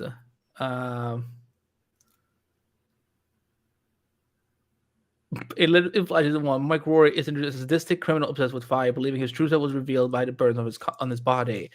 And later more seasons say he gives birth to 48 alien squids from his nose. Way to spoil me. I haven't got there yet. Yeah. If you guys want to see this, go to Twitter, go to Neb's Good Takes, and you can see the whole thing. So what I wanted to ask, so there's a week break after episode 6, you said. At least for a week, we think. At least for 1 week. I hope it's only 1 week. Because I doubt it. You think it's more than 1 week? I think it's either going to be a few weeks, or it will be. It's not going to be a few weeks because they don't have a lot of weeks to spare for whatchamacallit, Nancy Drew comes back for the schedule. Let me bring up a calendar. Well, the reason why I'm asking because if they take a week, because episode 5 is on the 8th of March, episode 6 is the 15th. If they take a week on the 22nd and come back on the 29th, episode 7, then on the 12th is episode 9, Oliver's episode, and that's going to be when I'm actually home because I'm going on vacation starting on the 19th, a Wednesday. And if they take a 2-week break, Oliver's episode airs when I'm on my vacation, and that's going to be a nightmare for me. Because I really hope. Okay, so what's the date today? Today's the 3rd. Okay, so yeah. First was episode 4, so that's episode 5. Episode 6, that week is off. So 7, 8, 9, 10, 11, 12, 13. They would have 2 more. So they have a total of 3 weeks they can take off between now and the 24th of May. 24th of May is a locked-in final. So between now and then, there's 3 weeks there will not be an Arrow episode. One we now know is after episode 6. Okay. So presumably they could take a break before episode 9 or after episode 9? Yes. I don't want to speculate because I don't want to give wrong expectations to anyone. So because I don't know what they're going to do. Well, I'm just trying to figure this out because I really hope they schedule it a way to where I can watch it when I'm home because that's gonna be I think besides the finale, that's probably gonna be the biggest episode in my opinion in terms of what I'm excited for. And if I'm not home when that episode airs, I'm gonna be crushed. Shelby will understand if you cancel your vacation for this, right? Yeah, she'll completely understand. She'll shoot me. Okay. I mean, we've already discussed there's internet at the cabin. I could potentially film that night if we're there, but it all just depends. But the thing is I would rather not have to worry about anything when we're on this vacation. I'd prefer to go. There's no Flash episode or an episode I can wait to watch when I get back, and it's not the Oliver one, and I can just go and relax and not have to worry about it because I really don't want to have to worry about it because it's a final season. It's important, but at the same time, this is a family thing, so I hopefully it will all work out. But at the same time, at least if it happens, but at the same time, you also need to rest up. You need to. It's good to take breaks. I haven't had a vacation since July. Well, that's why I'm hoping that everything works out so that I can go and actually relax. Because when I was up there in with my wife, around Thanksgiving with her family, stuff dropped a new Metallica song with the new album announcement. It was a lot, so I really didn't relax. That's a pain. I really hate that. So, but yeah. I guess Q&A time. I mean, I don't know what else we can really say. I mean, it's almost 11 right now. Well, let me go through see what people are saying quickly in the chat. Anything about Superman Lois? We'll get a theoretical fourth season. Season 3 hasn't even premiered yet, so let's just be patient. Comes in 2 weeks. Yeah, it's almost here. Crisis on Infinite Earth should have been made a theatrical movie with for the Arrowverse, in my opinion. No, it wouldn't. It wouldn't have. It wouldn't have made. It wouldn't have been profitable. Sorry. I think what I wish. It would have been 4 hours long, and you couldn't justify that. Yeah. What not enough people would pay money to go see a 4-hour movie. What I wish they had done though is that they should have edited Crisis into like one big episode on the Blu-ray and DVDs or something, because they on all the Arrowverse the Blu-rays that year they released them with like all the Crisis episodes, but I'm like, I wish they just edited into like one seamlessly thing. Do you think Brandon Fraser would make a good Cyclops? Sure. I never thought about that. Why Yeah. not? Let's see. To be honest, the only thing I'm looking forward to in Flight of the Night is Olive Queen returning. Oh, come on. There's so much to look forward to. Have you not seen what CG has been posting for the last 3 months? Yeah, I mean, Cecile's going to get a suit. Chillblain's going to join the heroes. Shirtless. In -5 Celsius weather. I know you hate the guy, but can we at least give the guy the respect of doing that scene on a night when it was -7 out? I didn't know that. I've always said I have nothing against the actor. He has a job. He's getting paid. I just hate the character. Can't stand him. But I after like it blew my mind that he could do that scene that night, and it's like. Yeah, they had like a crew member run over with a jacket as soon as the scene was over, but you still have to stand out there like that for anywhere from 60 to 180 seconds at a time like that, man. Yeah. Movie guy, so yes, but it would never have released in theaters for 4 hours. His cut was 4 hours, but it was never going to be 4 hours in theaters. So. I mean, his cut of BVS was 3 hours, and they cut it down to 2.5. So yeah, they would never do that in a movie theater because there's no profitability, because no theater is going to want a 4-hour movie that they're selling tickets at base price for. They would have to like create a new ticket price for it. Now 3 hours is pushing it, but then again, Avengers Endgame, 350 million opening weekend domestic, but that is a. But that's Avengers, like it's like 1 in a million, but like literally 3 hours is already pushing it because that's so like the limited amount of screenings per day. You know what I did? I just didn't drink anything throughout that whole showing, and I was like, when I came out, I was so thirsty. I was like, because I didn't want to have to go pee in the middle. Kazi has anything new on Superman Lois small set? Not that I'm aware of. They're going to be moving to. They're going to actually be moving to Vancouver in the show. Once all the Flash cast is up and gone out of town, I'm going to spend at least 1 day, hopefully 2, just going out and checking on some things with Superman and Lois. Like I will eventually just drag my ass out to Cloverdale and go and see if the stupid studio is even there still. Let's see.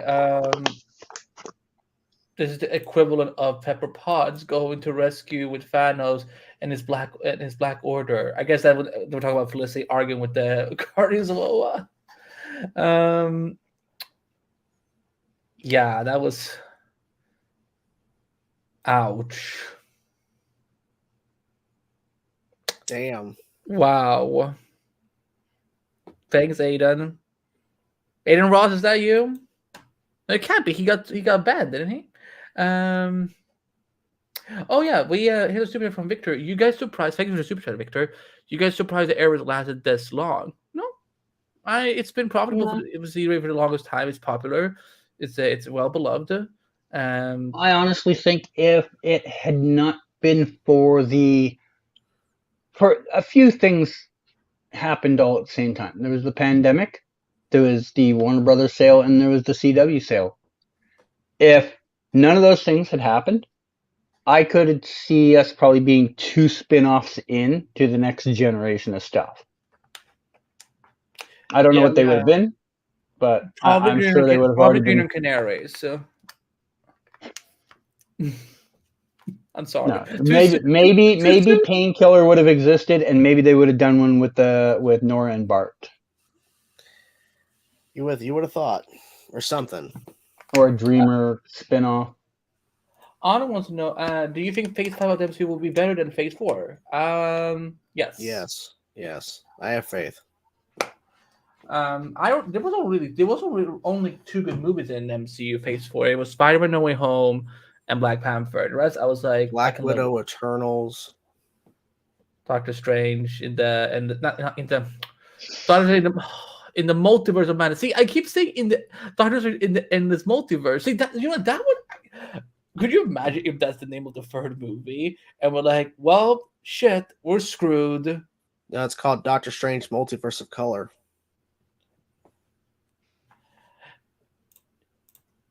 No, I'm not leaving Screen Rant. No. Yes. No, I'm not. Shut up. I'm not. Shieldblade and the Rogues, backdoor pilot calling it now. This is Julian Bell. Okay, let's bring this up. It's one of the last things we can talk about. I'll be honest. Thus far, Flash 89 has not grabbed with its story. I still don't care about Red Death, both the character and storyline, because it's been told in a very disjointed way thus far. See, because I haven't talked to either of you about season 9, really. What are you thinking about season 9?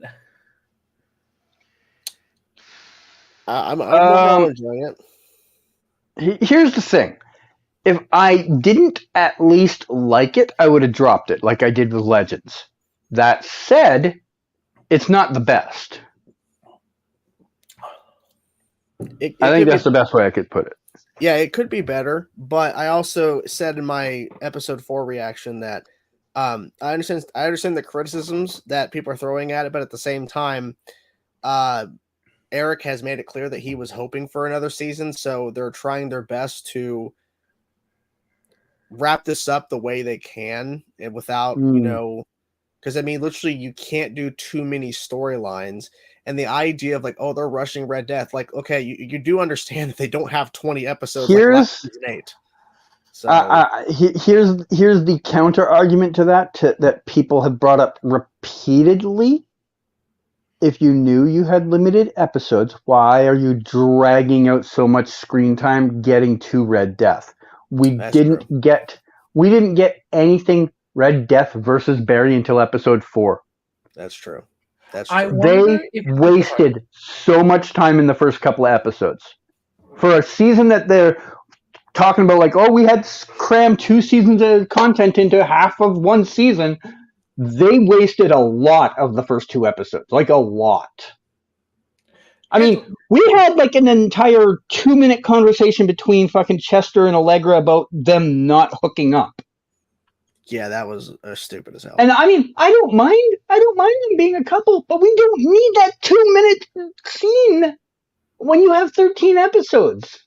They keep dragging out them not wanting to talk. Oh, it's the worst storyline this show has possibly ever done, and I love both of the characters, but this storyline, when they finally kissed in that episode, I'm like, thank fuck, we never have to hear about this will they, won't they again. And no. Next episode, right back to square one.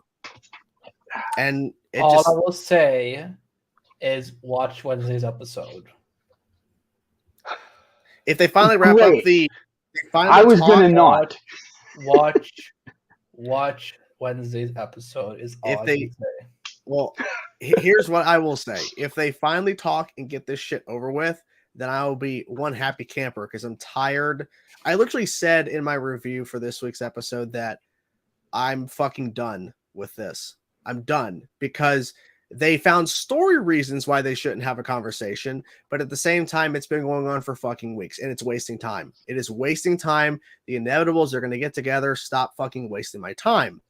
I love this show. I want it to be good, but man, I'm getting frustrated at some of the stuff they're doing. It's really annoying.